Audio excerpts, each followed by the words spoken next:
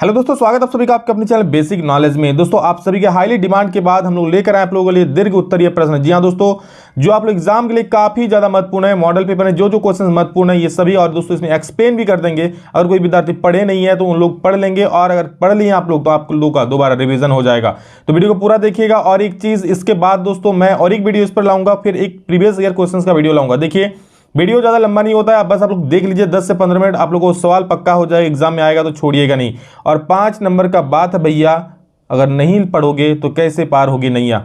अंतिम बार है, लगा लो अपना, लगा दो नैया पार। सामाजिक विज्ञान का दोस्तों जो टॉप क्वेश्चंस है, बिल्कुल पढ़िए और झुकने का नहीं। अब बोलते हैं ना, क्या एक बच्चा बार बार कमेंट करता है कि अब मैं पढ़ेगा, बस जो आगे है वो। ठीक है, चलिए दीर्घ उत्तरीय प्रश्न, चलिए शुरू करते हैं आज के सवाल को। और जितना सारे सवाल है सबको देखते हैं, सभी को शेयर कीजिए यार, शेयर बनता है।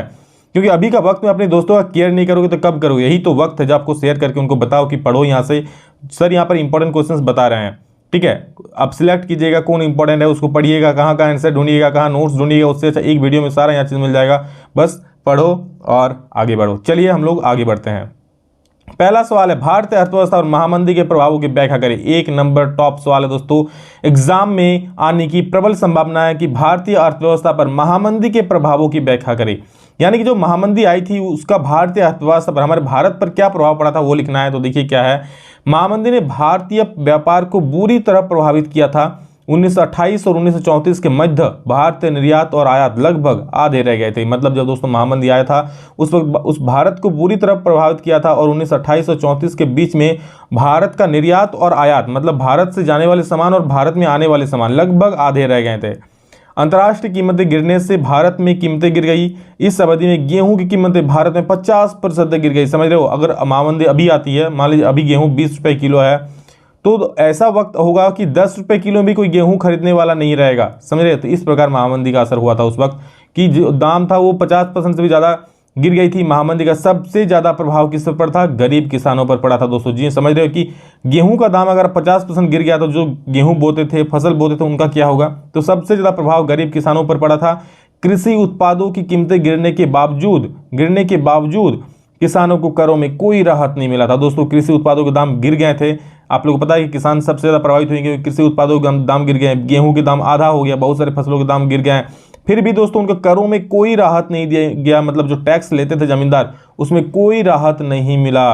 उनकी ग्रीन ग्रस्तता बढ़ गई, उन्हें अपनी जमीन बेचनी पड़ी या गिरवी रखनी पड़ी। और सोचिए कि कैसा हाल था उस वक्त दोस्तों, कि इतना महंगाई, मतलब महंगाई के दाम घट गया था चीज़ों का, और किसान जितना फसल बेचकर कमा रहे थे उससे ज़्यादा उनका खर्चा हो गया था, और इसके बावजूद उनको करों में कोई छूट नहीं मिल रहा था। तो कितना दयनीय स्थिति हो गई थी उस वक्त, आप लोग सिचुएशन को सोच सकते हो। और उनकी ऋण ग्रस्तता, मतलब ऋण लेने लगे, अपनी ज़मीन बेचने लगे, तो कितनी दयनीय स्थिति हो गई थी।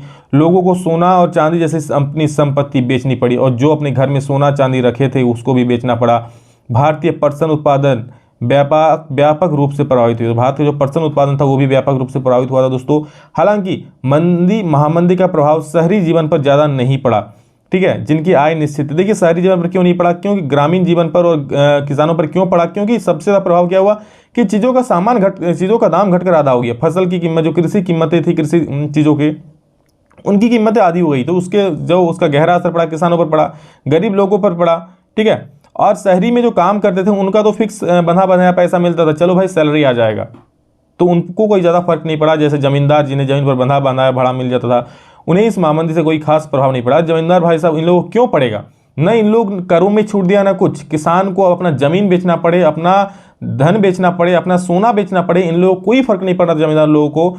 तो इन लोगों को क्या फर्क पड़ेगा? इन लोगों को महामंदी पर कोई फर्क नहीं पड़ा था, क्योंकि किसानों से तो उन लोग कर वसूल ही रहा था। तो इस प्रकार दोस्तों महामंदी से कोई खास प्रभाव नहीं पड़ा, पर हाँ गरीब जनता को काफ़ी ज़्यादा यहाँ पर फर्क पड़ा था, उन लोगों को काफ़ी ज़्यादा ये पर बोझ बढ़ गया था। तो दोस्तों ये देखिए 5 नंबर का जो सवाल आएगा, ठीक है, आप लोग जितना वर्ड का लिखने बोलेगा, जितना भी वर्ड्स का 100 या 120 150 जितना भी बोलेगा, तो दोस्तों उससे कम बिल्कुल नहीं लिखना है। अगर 120 का वर्ड्स का बोल रहा है तो आपको 140-50 तक आप लिख सकते हो, बट 120 लिखोगे तो दोस्तों करेक्ट पूरा पूरी होना चाहिए। अगर आप 120 वर्ड लिख रहे हो तो ठीक है, तो पूरा पूरी सही होना चाहिए, तो ये आपको मिलेगा, वरना 5 में 4 दे सकता है। इसलिए आप ट्राई करोगे कि 120 का बोला कम 130 से 40 लिख कर आओ। ठीक है, ज़्यादा लिखोगे तो कोई दिक्कत नहीं। कल इस पर मैंने स्पेशल वीडियो बनाया है, और मैंने बहुत सारे टीचर से भी बात किया, तो वही लोग बताया कि आप लोग खुद कॉपी देख सकते हो, कल जो मैंने कॉपी अपलोड किया है एक टॉपर्स का कॉपी है, किस प्रकार वो लिखा था, किस प्रकार जब पूरा भरे थे तब जाकर उनको नंबर मिला था। तो वही चीज़ है, आप लोग बस पढ़िए, समझ जाइए, कॉपी भरने का टेंशन मत लीजिए, आप लोग समझ जाओगे तो आराम से कॉपी भर जाएगा। ठीक, आगे देखिए क्या है, ऋण के औपचारिक एवं अनौपचारिक स्रोतों का अंतर स्पष्ट करें। ऋण के औपचारिक और अनौपचारिक स्रोत क्या होता है? देखिए ऋण के औपचारिक और अनौपचारिक स्रोत में निम्नलिखित अंतर होता है। क्या होता है कि औपचारिक स्रोत ये सरकार द्वारा पंजीकृत होते हैं, जैसे बैंक और सहकारी समितियां। औपचारिक मतलब क्या, जो सरकार से रजिस्टर्ड होते हैं, जैसे बैंक हो गया, सहकारी समिति जो सरकार द्वारा दिया जाता है, इनके ब्याज दर निश्चित होते हैं। देखिए इसको कैसे लिखिएगा ना, एक तरफ लिखिएगा औपचारिक स्रोत और एक तरफ लाइन देके लिखिएगा अनौपचारिक स्रोत। ठीक है, यहाँ पर मैं लिख नहीं पाया इसलिए नीचे में लिख दिया हूँ, तो बस एक औपचारिक लिखिए और अनौपचारिक उठा करके यहाँ लिख दीजिएगा और लाइन बाई लाइन लिखिएगा। ठीक है, एक तरफ इधर एक तरफ इधर। क्या इनका ब्याज दर निश्चित, अब बैंक का फिक्स रेट होता है, ठीक है, परसेंटेज जो होता है। अगला नंबर, औपचारिक ऋण के स्रोतों से ऋण लेने पर शोषण नहीं होता है, और बैंक से दोस्तों आप लोग ऋण लेते हो तो शोषण नहीं होता है, जितना रेट है उतना ही देना पड़ता है, कि ज़्यादा नहीं कि चलो 5% बोलकर 15% बाद में लिया जाएगा, बिल्कुल नहीं। इसकी निगरानी आरबीआई करती है, और बैंकों की निगरानी आरबीआई करती है। इनका उद्देश्य सामाजिक कल्याण के लिए ऋण प्रदान करना होता है। देखिए, और जो बैंक होते हैं इनका सामाजिक कल्याण, अपना तो लाभ चाहते हैं हर कोई, बट इनका मेन क्या है, ये सरकार द्वारा चलाया जाता है, और इनका जो उद्देश्य है सामाजिक कल्याण के लिए ऋण प्रदान करना, ताकि लोग अपना काम शुरू करते हैं, बिजनेस शुरू कर सके। अनौपचारिक स्रोत क्या है, देखिए ठीक उसका उल्टा, ये सरकार द्वारा पंजीकृत नहीं होते हैं, जैसे साहूकार हो गया, व्यापारी और रिश्तेदार। इनसे अगर आप ऋण लोगे तो भैया 10%, 20% आपको सूद देना पड़ेगा, आप सूद में ही डूब जाओगे, आप मूल कब वापस लौटाओगे। इनका ब्याज दर निश्चित नहीं होता है, और इनका जो रेट होता है दोस्तों निश्चित नहीं होता है, हर एक का अलग अलग होता है, अपनी मनमर्जी करते हैं। मान लीजिए कोई 10% लिया, कोई 20% लिया, जिसका जितना मर्जी वो लोग रखते हैं। और अनौपचारिक ऋण के स्रोतों से ऋण लेने पर शोषण होता है, और मान लीजिए अगर आप टाइम पे नहीं भी दोगे तो लाठी डंडा लेकर आपके पास आ जाएगा, और आपको ऐसे तो बैंक भी आएंगे, पर बैंक में एक लिमिटेड टाइम होता है, और इन लोग दोस्तों कुछ नहीं सोचेगा, सीधा आ जाएगा और आपको मारपीट भी आपके साथ कर सकता है। हालांकि बैंकों में ऐसा कुछ नहीं किया जाता है। इनकी निगरानी आरबीआई नहीं करती, और इनका उद्देश्य केवल लाभ कमाने के लिए होता है। और दोस्तों आप लोग गाँव में बहुत कोई सूदखोर मतलब होंगे जो सूद पर पैसा बैठाते होंगे, तो उन लोग का मेन काम क्या होता है, पैसा कमाना, कि चलो भाई 100 रुपया देंगे, उससे हमें 10% मिलेगा, चलो अच्छा है। लेकिन बैंक ऐसा नहीं, बैंक चाहता है कि हाँ चलो गरीब को लोन मिल जाए, कुछ अच्छा काम कर ले। अगला सवाल देखिए क्या है कि व्यापार और विदेश नीतियों का उदारीकरण वैश्वीकरण की प्रक्रिया में किस प्रकार सहायक है। तो दोस्तों आप लोग उदारीकरण का मतलब जानते हैं, इसका मतलब ये आप लोग का ऑब्जेक्टिव शॉर्ट क्वेश्चन में भी था, वेरी शॉर्ट क्वेश्चन में, कि ये एक ऐसी व्यवस्था या नियंत्रण में ढील देना जिससे आप लोग का व्यापार जो है वो आगे बढ़े। ठीक है, मतलब मान लीजिए कोई पाबंदी लगा दी गई, अब पाबंदी हटा लिया गया तो उसे ही उदारीकरण बोलते हैं। तो बोल रहा है कि व्यापार और विदेश नीतियों का उदारीकरण, जो पाबंदी लगाया जाता है उसको हटाने पर किस प्रकार सहायक होता है वैश्वीकरण की प्रक्रिया में। वैश्वीकरण मतलब क्या, विश्व के विभिन्न देशों से अपना संबंध स्थापित करना ही कहलाता है वैश्वीकरण। ठीक है, व्यापार और विदेश नीतियों का उदारीकरण वैश्वीकरण की प्रक्रिया में निम्नलिखित प्रकार से सहायक है। किस प्रकार सहायक है? सबसे पहला, विकसित देशों की बड़ी बहुराष्ट्रीय कंपनियां छोटे उत्पादकों को उत्पादन का ऑर्डर देती है। वस्त्र, जूते, चप्पल एवं खेल के सामान ऐसे उद्योग हैं जहां विश्व भर में बड़ी संख्या में उत्पादन किया जाता है। क्या बोल रहा है कि जो बहुराष्ट्रीय बड़े बड़े कंपनियों, छोटे कंपनियों को, छोटे उत्पादकों को उत्पादन का ऑर्डर देती है। ठीक है, कि भाई तुम ये वाला चीज बनाओ। और ये कब समय, जब वैश्वीकरण होगी तभी। मान लीजिए वैश्वीकरण ही नहीं है, हमारे विभिन्न देशों के साथ, विश्व के देशों से संबंध ही नहीं, तो हमको ऑर्डर कैसे मिलेगा? नहीं मिलेगा। तो यहाँ पर जब ये नीति में छूट दिया जाता है तो फिर वैश्वीकरण की प्रक्रिया और ज्यादा कारगर साबित होती है।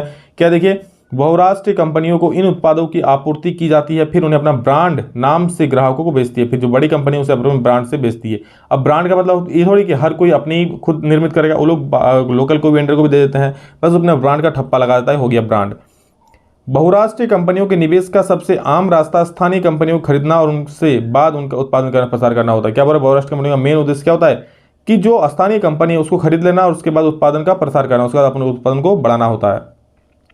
विदेशी निवेश में जबरदस्त रूप से वृद्धि होती है। दोस्तों जब उदारीकरण वाला होता है, मतलब नए नए जो कुछ नियम होते हैं लगाए, उसको हटा लिया जाता है, तो विदेशी निवेश में जबरन वृद्धि होती है, जबरदस्त वृद्धि होती है। सभी लोग आकर हमारे देश में निवेश करना चाहेंगे।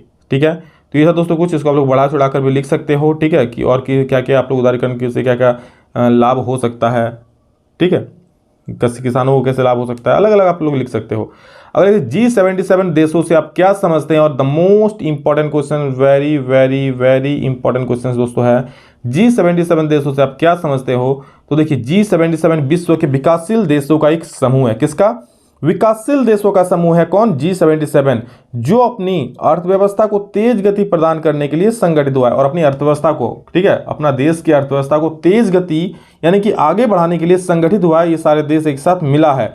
इनका उद्देश्य अपने संसाधनों पर नियंत्रण रखना, जिससे उन्हें आर्थिक विकास में सहायता मिल सके। और इनका उद्देश्य क्या होता है कि अपना जो संसाधन है उस पर नियंत्रण रखना, ज़्यादा ढील मत देना, इधर उधर मत बर्बाद करना, ठीक है, ताकि उन्हें आर्थिक विकास में सहायता मिल सके और कच्चे माल का सही दाम मिले तथा अपने तैयार मालों को विकसित देशों के बाजारों में बेचने के लिए अच्छी पहुंच मिले। क्या बोल रहा है कि कच्चे माल का सही दाम मिले, जो उसके देश से कच्चे माल है उसका सही दाम मिले, और तैयार जो माल है उसको भी विकसित देशों के बाजारों में बेचने के लिए अच्छी पहुंच मिले, ठीक है। इसको देखकर सभी को G77 की स्थापना की गई।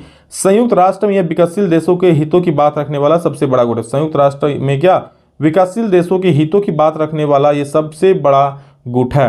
ओके, अगला है, इसमें देखिए अगला पॉइंट क्या है कि G77 को ब्रेटन वुड्स की संतानों की प्रतिक्रिया के रूप में देखा जाता है। मतलब क्या, देखिए क्या है इसका मतलब, क्योंकि पश्चिम के विकसित राष्ट्रों ने अपनी अर्थव्यवस्था को मजबूती और स्थायित्व प्रदान करने के लिए ब्रेटन वुड्स व्यवस्था का निर्माण किया था। देखिए क्या मतलब हो रहा है कि जो G77 है दोस्तों, इसको ब्रिटेन वुड्स के जुड़वा संतानों के रूप में भी देखा जाता है। क्यों? क्योंकि जो G77 स्टार्ट हुआ वो ब्रिटेन वुड्स को देखकर ही स्टार्ट हुआ। जो यूरोपीय दोस्तों देश है, सॉरी पश्चिम के जो देश है, पश्चिम के विकसित राष्ट्र, विकसित जो देश है, तो उन लोगों ने क्या किया, अर्थव्यवस्था को मजबूती प्रदान करने के लिए ब्रिटेन वुड्स का स्थापना किया था, ठीक है, स्थायित्व प्रदान करने के लिए ब्रिटेन वुड्स का निर्माण किया था। और इसी व्यवस्था का संचालन और एकाधिकार, और इस व्यवस्था का संचालन और एकाधिकार किसको था? अमेरिका, इंग्लैंड और फ्रांस, रूस जैसी बड़ी शक्तियों के हाथों में थी।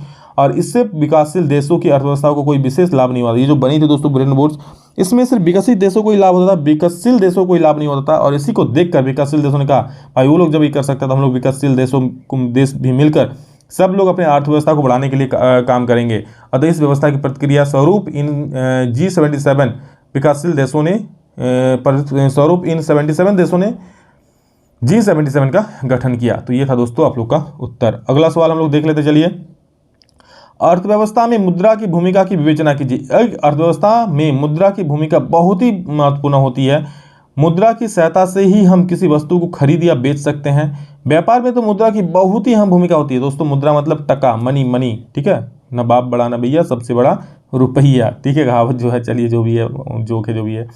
मुद्रा की सहायता से ही हम किसी वस्तु को खरीद या बेच सकते हैं। व्यापार में तो मुद्रा बहुत ही अहम भूमिका होती है, क्योंकि मुद्रा के द्वारा व्यापारिक क्रिया सफलतापूर्वक पूरी की जाती है। दोस्तों बिना मुद्रा, बिना टका क्या व्यापारी कर सकते हो? नहीं कर सकते हो ना। मुद्रा की सहायता से एक स्थान से वस्तु को खरीद करके दूसरे स्थान पर बेचा जाता है। बजट निर्माण में भी मुद्रा की अहम भूमिका, जो बजट निर्माण होता है, केंद्र सरकार बजट निर्माण करती है, उसमें भी अहम भूमिका होती है। कोई बजट कितना बड़ा है, मुद्रा के आधार पर ही उसको मापा जाता है। मतलब कोई बजट कितना बड़ा है, 4000 करोड़ का, 2000 करोड़ का, 10,000 करोड़ का, तो इसको दोस्तों मुद्रा को देखकर ही ये मापा जाता है कि कितना हजार करोड़ का है। राष्ट्रीय आय की गणना में मुद्रा की विशेष भूमिका होती है। देश की राष्ट्रीय आय की गणना मुद्रा में की जाती है। समझ रहे, देश की राष्ट्रीय गणना किसमें की जाती है? मुद्रा में की जाती है, जो देश के निवासियों का जीवन स्तर को दर्शाती है, ठीक है। और आगे देखिए, मुद्रा के बिना राष्ट्रीय आय की गणना करना बहुत कठिन है। इस प्रकार किसी भी देश की अर्थव्यवस्था में मुद्रा की बहुत ही अहम भूमिका होती है। समझ रहे कि मुद्रा के बिना भाई साहब कोई काम नहीं कर सकते हो, आप कोई भी काम नहीं कर सकते हो बिना। आप कहीं जाओगे खरीदने तो मुद्रा लगेगा, आप लोग कोई चीज़ बेचोगे तो भी मुद्रा लगेगा। देश की राष्ट्रीय आय की गणना मुद्रा में ही की जाती है, ठीक है। और कोई बजट कितना, सरकार जो बजट पास करता है वो मुद्रा को ही देखकर बोलता है कि हाँ इतना करोड़ रुपये का बजट मिल रहा। तो सब कुछ मुद्रा ही है यहाँ पर, बाकी और कुछ नहीं, ठीक है। तो ये दोस्तों 5 सवाल, इसके बाद और भी सवाल है, हम लोग देखेंगे नेक्स्ट वीडियो में वो सब सवाल, ठीक है। अभी के लिए इतना ही, और सभी को शेयर जरूर कीजिए। ज़्यादा वीडियो हम बड़ा नहीं बनाई ताकि आप लोग यहाँ पर आप लोग ज़्यादा बोरिंग फील ना करो, ठीक है। आप लोग किस प्रकार वीडियो चाहते हो कमेंट करके जरूर बोलना। सभी को शेयर कर दो, और आप भी अगर पहली बार सब्सक्राइब जरूर कर लें। Love you all, thank you, love you. अभी के लिए इतना, फिर मिलेंगे नेक्स्ट वीडियो में जल्द ही। तब तक जय हिंद, वंदे मातरम।